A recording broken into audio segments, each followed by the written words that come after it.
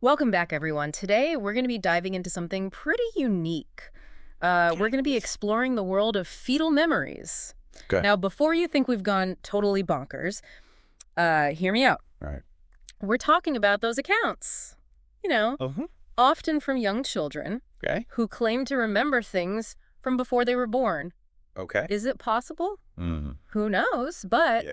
the number of these stories is pretty mind-boggling, and we've got two cases from Japan Oh, that'll wow. make you rethink everything you thought you knew about birth and consciousness. It's a fascinating area to explore. Sure. While Yeah. science tends to shy away from these kinds of accounts, the consistency of the details Right. across different cultures and time periods really begs a closer look. Yeah. These aren't just random stories. Yeah. There are recurring themes and patterns that suggest Yeah. something more might be at play. And that's exactly what we're going to try and unpack today. So buckle up, because we're heading straight into the deep end. Our first case is The Boy and the Birthday Song. Okay. It involves a 5-year-old boy who, when asked about his time in the womb, described something completely unexpected. Oh. He talked about being in a high-rise building with other infants before entering his mother's womb. It's like he's describing a cosmic waiting room, a transition point Wow, yeah. between the non-physical and the physical realm. Right. And he didn't just mention the building. Yeah. He even recalled wearing black and white stripes on top and rainbow colors on the bottom. Oh. The level of detail is incredible, especially for a young child. Yeah. He also mentioned playing with toys and receiving a letter informing him that he'd be the first child in a family of 5. You know, when I first read that, I was like, wait, a letter? Yeah, That's super specific. It's like he was being given a preview of his life to come. exactly. It's just some kind of predetermined plan or perhaps a conscious choice being made. Wow. And it gets even wilder. He goes on to describe leaving this building and encountering this mysterious figure shrouded in darkness with a black scarf and hat, Okay. carrying a bag. Okay. The boy said he felt no fear, even though he couldn't see the figure's face. It's like a scene straight out of a movie. That's a really common element in these accounts. Yeah. The presence of a guiding figure, often benevolent and reassuring, Mm-hmm. even if their appearance is a bit ambiguous. Right. It seems to point to a sense of being cared for and guided during this transitional period. Okay, so we've got the high-rise building, the mysterious figure, but hold on tight because it's about to get even more interesting. He describes shrinking down to the size of a baby and entering a hole filled with the aroma of cake and takoyaki. Takoyaki. Now, for those who haven't had the pleasure, takoyaki are these delicious little octopus balls, Okay. a popular street food in Japan. And this detail actually links back to something that happened in the physical world. Oh, His mother confirmed that she had a birthday celebration while pregnant with him, and guess what was on the menu? what? Cake and takoyaki. No way. Talk about a mind-blowing confirmation. But wait, there's more. More. The boy then remembers hearing people singing happy birthday with his mother's name, all while he was inside the womb. It's like he was eavesdropping on his own welcome party. It really makes you wonder if our senses are more developed in the womb than we realize, picking up on sounds and smells from the outside world. Yeah. And remember that detail about the letter, the one mentioning a family of 5? Uh-huh. Well, that turned out to be true as well. His mother went on to have 2 more children, fulfilling the prediction from the pre-birth realm. You know, I have to admit, hearing this story really makes you think about the possibilities. Yeah. Like, what if there's more going on during those 9 months than we can even imagine? That's the beauty of exploring these accounts. Yeah. They challenge our conventional understanding of life and consciousness. Right. They make us question what we think we know. And that brings us to our second case, which is even more mind-boggling. It's about an 8-year-old girl who, at just 2 years old, accurately predicted her mother's pregnancies. We're talking about knowing the gender of the baby before her mother even knew. What's fascinating about her account is the visual detail. Okay. She describes this heavenly realm filled with children and these strange, hairless caretakers. It's almost like the visuals from that Pixar movie Soul, where souls are preparing for their earthly journeys. Okay, I see where you're going with this. Yeah. So it's like these children are describing a pre-life existence, a place where they're choosing their parents and their destinies. Exactly. Wow. And the girl even claimed to have viewed a selection of potential parents while in this celestial place. Oh, wow. It's as if she's saying, I picked you. I love that. Okay, so we've got a heavenly realm soul selection. What else did she share? Well, she also described a slide that all the children used to descend to their chosen mother's wombs. She even remembers a race with her friend named Kofuku down this slide. Now here's where things take a heartbreaking turn. Oh, no. Kofuku went first, but our little girl got stuck. No. And sadly, this mirrored a tragic event in the mother's life. What? She'd had a miscarriage before this pregnancy. Oh, wow. That sends chills down my spine. It's like her getting stuck on the slide somehow symbolized the miscarriage. It's a really poignant detail. Yeah. And the story continues. She describes Kofuku returning to the heavenly realm, saying she'd forgotten candy, which apparently all the children need in the womb. Candy. This candy detail is so specific and strange, it almost feels symbolic. Symbolic of what you think. Well, it's open to interpretation, but it could represent something essential for life, something Right. that's needed to thrive in the womb. Maybe it's a metaphor for nourishment, love, or connection. Okay, that's fascinating. Yeah. But what about the girl's friend Kafuku? Did she ever make it back down the slide? She did, Yeah. and this is where it gets even more intriguing. Okay. Kafuku's return coincided with the mother's second pregnancy. It was as if the girl could see inside her mother's womb, witnessing the arrival of her friend, who would become her younger sister. Wait, so they were actually sisters in real life? That's incredible. Did they ever talk about these pre-birth experiences together? They did, and that's where the story takes another twist. Okay. The younger sister, Kafuko, later began sharing memories that corroborated her older sister's account, even though she'd never heard it before. Wow. It's like they shared a pre-birth bond, a connection that transcended conscious memory. Wow, that's amazing. I'm completely hooked on these stories. But I have to ask, with all these incredible detail and connections, what do we make of this? What are the common threads running through these accounts? That's a great question. And to answer it, we need to turn to someone who has spent years researching this very phenomenon, Dr. Akira Ikegawa. Okay, so we've got an expert in the field who's actually trying to understand these experiences from a scientific perspective. I can't wait to hear what he's discovered. But first, we're going to take a quick break. Stay tuned because we're just getting started. All right, so we're back, and we're about to dive into the work of Dr. Akira Ikegawa, Go. a Japanese obstetrician who has dedicated years to studying fetal memories. What's his take on all of this? Well, Dr. Ikegawa has conducted extensive research in this area, Okay. surveying thousands of children over the years. Wow. What he found is pretty astounding. Okay. Around 30% of the children he interviewed reported having memories from before they were born. 30%. That's almost 1 in 3. That's a significant number. Yeah. It really makes you wonder if we've been overlooking something important about early childhood development, maybe even about consciousness itself. Exactly. And what's even more interesting is that the experiences these children describe Yeah, often share common themes. right. They talk about warmth, darkness, and a sense of being surrounded by water. Oh. These sensations, of course, align perfectly with the actual environment of the womb. Yeah. It's not like they're describing fantastical creatures or alien landscapes. Right. These are grounded, sensory-based memories. So it's not just random made-up stuff. There's a real consistency here.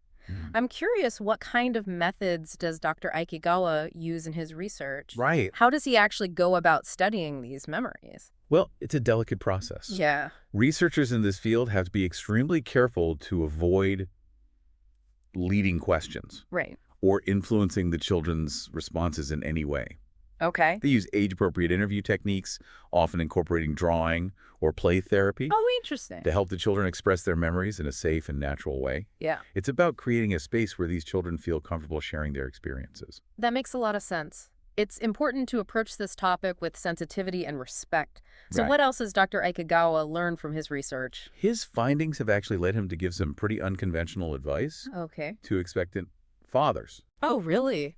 Based on the idea that fetuses can see and hear in the womb, he urges fathers to avoid conflicts with the mother during pregnancy. Mm-hmm.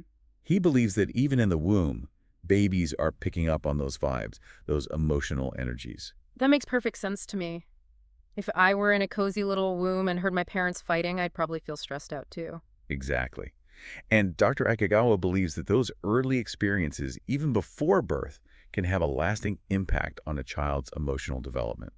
It really reframes our understanding of when a child's life truly begins. It really does. It's like we're expanding the timeline of life, acknowledging that there's a whole pre-birth experience that could be shaping who we become. It's Yeah. mind-blowing. Yeah. So what about the idea that these memories fade over time? Is that Ooh. something that Dr. Ikegawa has observed as well? Yes, and it's one of the most intriguing aspects of this phenomenon. Okay. Dr. Akigawa and other researchers have noted that these memories tend to fade around the age of 6. Oh. It's like there's this window of time when these pre-birth experiences are accessible, and then they gradually slip away. That's so interesting. I wonder if there's a scientific reason for that.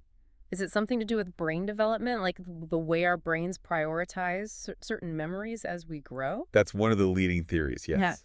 As our brains mature, they may prioritize the formation of new memories Right. and the development of cognitive skills, leading to the gradual fading of earlier memories. Mm-hmm. But there are other possibilities as well. Okay. Some researchers suggest it could be related to language development. Oh, interesting. Perhaps once children acquire language, Yeah. their pre-verbal memories become harder to access and express. That's a fascinating thought. It's like these memories are encoded in a language of sensations and emotions. Mm-hmm. And once we learn to speak, that pre-verbal language becomes less accessible. Precisely. It's like we're translating those early experiences into a new form. And in the process, some of the original details get lost in translation. Okay, so we've got science trying to explain the how and the why of these memories. Okay. But there's another layer to this, right? Right. The philosophical implications are huge. Absolutely. If we entertain the possibility that these children are recalling actual pre-birth experiences, Yeah. it raises some profound questions about the nature of consciousness and the soul. Right. It challenges the materialistic view that consciousness is simply a product of the brain. I'm thinking back to those two cases we discussed earlier, especially the idea of choosing our parents. Right. That concept has deep roots in various spiritual and philosophical traditions. Exactly. Yeah. In many Eastern philosophies, for example, reincarnation is a central belief. Mm-hmm. The idea is that souls are reborn into new bodies, carrying with them the karmic imprints of their past lives. This concept aligns with the stories of children choosing their parents, suggesting that we might have a role in shaping our own destinies even before we're born. It really makes you think about the bigger picture, doesn't it? If there's some part of us that exists beyond the physical body, what does that mean for our understanding of life, death, and the purpose of our existence? It opens up a whole new realm of possibilities. It suggests that the journey of our soul extends far beyond the limits of our physical lifespan. And it invites us to consider the possibility that our choices even before birth may have far-reaching consequences. Okay, we've covered a lot of ground here. Compelling accounts, Dr. Ikegawa's scientific research, and now these thought-provoking philosophical implications.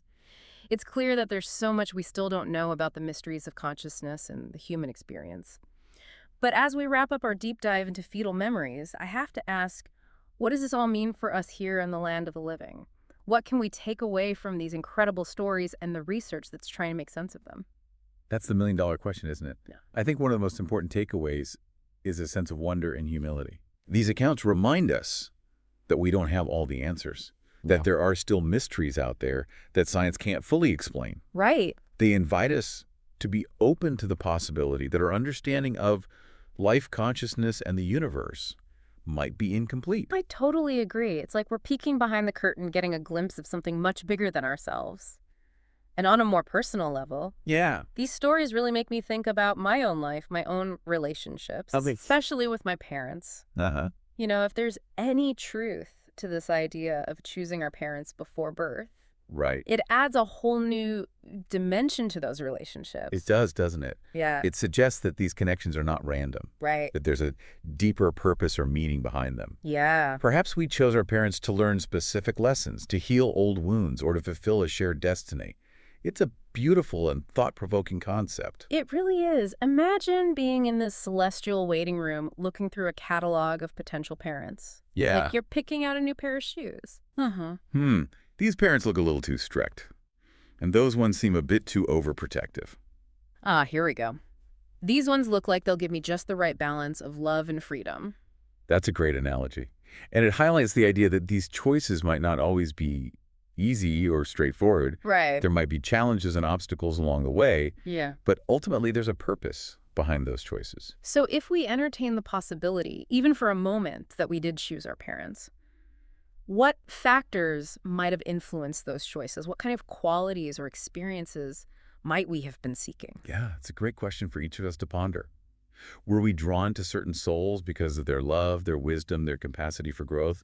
Or perhaps we were seeking to heal old karmic wounds to balance out past life experiences. Right. It's a mystery that only our souls can truly know. Maybe we were drawn to their sense of humor.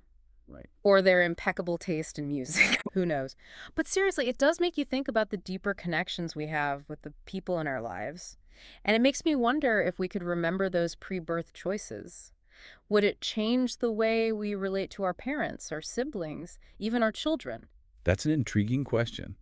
Would we be more forgiving, more understanding, more compassionate if we remembered the soul contracts we made before entering this life? Yeah. It's certainly a possibility.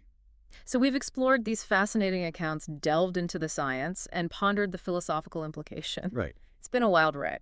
But as always, we want to leave you with a final thought, Okay. something to chew on as you go about your day.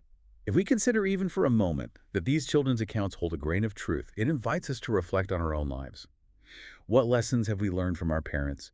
What gifts have they given us? And how have those experiences shaped who we are today? Those are great questions. And maybe, just maybe, there's a little kafuku inside each of us remembering those delicious pre-birth candies and the incredible journey that brought us here. Perhaps so. Perhaps those memories are still there, waiting to be rediscovered. And just a playful reminder, dear listeners, while we find this topic absolutely fascinating, we're not saying fetal memories are a scientific fact. We're simply exploring the intriguing possibilities, inviting you to join us in contemplating the mysteries that lie beyond the veil of our everyday understanding. Keep those minds open and those questions coming. The universe is full of wonders just waiting to be explored.